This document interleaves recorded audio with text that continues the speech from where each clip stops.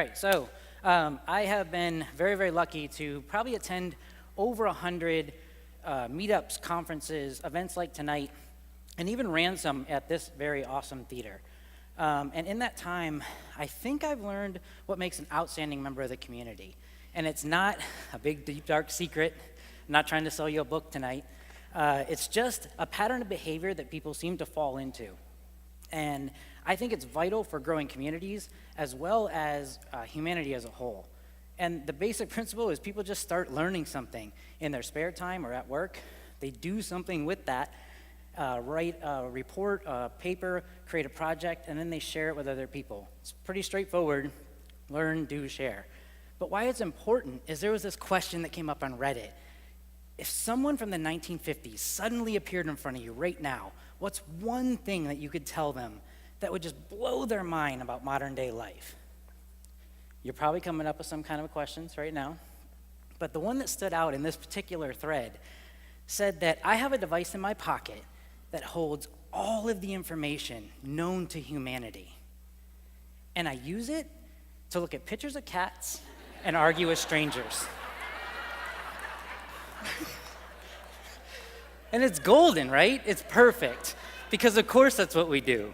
But there's more to it. We use this device for everything. It's almost an extension of our body these days.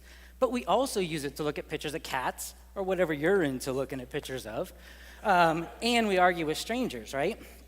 And the fascinating thing about this was 2013.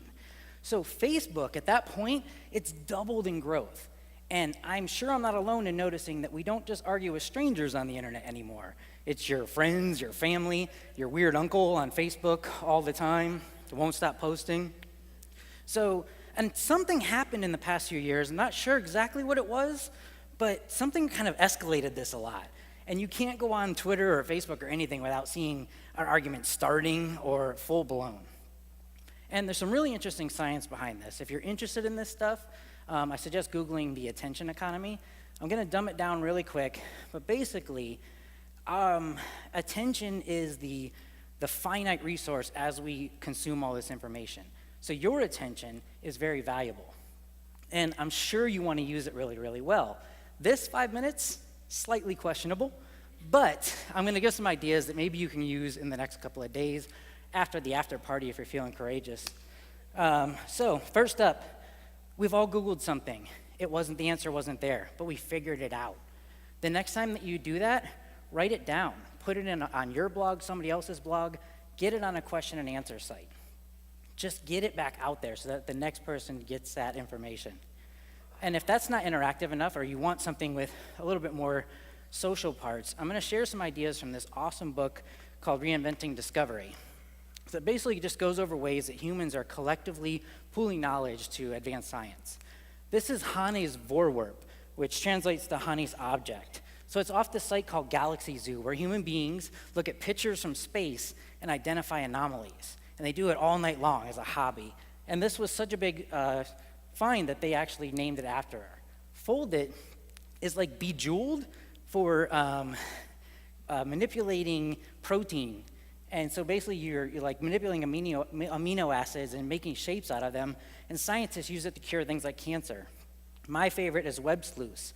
On this, people go on there and they like make interactive Google Maps of crimes, or look at faces and identify like crime photos and then victims and like give answers to people's families. Then you can go all in. You can go really deep into something. And rest in peace, Michelle McNamara dove into this project and wrote a book, and the fame around it led to more notoriety for the case, and they solved a 30-year-old case. So these are just a few of the things that you can do. There's so much, right? You can do a few of the things that interest you. You can join things with lots and lots of other people. You can breathe. Oh, wow. So the general principle right now is just take those things that you're interested in, either do them by yourself, take some of that time that you have, that attention that you might be watching arguments, or maybe the guilty pleasure of enjoying the arguments. Use that time so that you can come up with this answer that if you were to ask that question, you can say, I have this device in my pocket. I use it to look at pictures of cats and I contribute to that knowledge myself. Thank you.